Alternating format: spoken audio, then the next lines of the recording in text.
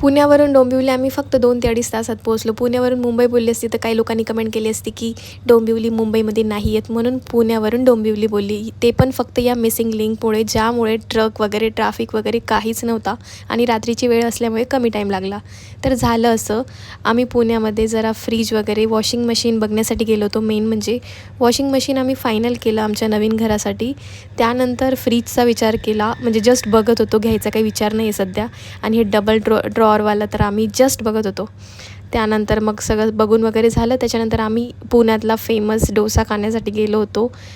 तर तुम्ही ही प्लेस बघून तुम्हाला जर माहीत असेल तर कमेंट करून नक्की सांगा ही कुठली जागा आहे. त्यानंतर नेक्स्ट डे माझ्या सासूबाईंच्या मम्मींचा बड्डे होता, म्हणजेच माझ्या आजी सासूबाईंचा बड्डे होता. तर त्यासाठी आम्ही डिनरला बाहेर गेलो होतो. 1 मे सार्वजनिक बड्डे होता आणि आई स्वतःसाठीच गाणं म्हणत होतं, हॅपी बर्थडे टू यू. खूप क्यूट वाटलं मला ते. त्यानंतर आम्ही मस्तपैकी केक वगैरे कट केला, मस्त असा डिनर केला. माझा नवरा मिसिंग होता कारण त्यांचं होतं ऑफिस, सो ते गेले होते डोंबिवली आणि आम्ही होतो पुण्यामध्ये. बड्डे वगैरे सेलिब्रेट केल्यानंतर नेक्स्ट डे परत आम्ही यांच्या मामांकडे गेलो होतो मटण खाण्यासाठी. तर मम्मीने त्यांनी त्यांच्यासाठी फ्रूट्स वगैरे घेतले आणि मग त्याच्यानंतर आम्ही मस्त असं मटण खाल्लं आणि व्हेजवाल्यांनी चिकन खाल्लं, व्हेजवाल्यांनी पनीर खाल्लं. त्यानंतर त्या मामांना आणि माझ्या मामाच्या मुलाला आम्ही बोलवलं होतं आमच्या घरी पुरणपोळी खाण्यासाठी. पुरणपोळीचा व्हिडिओज घेतला नाही कारण त्या दिवशी मी खतरनाक बिझी होती.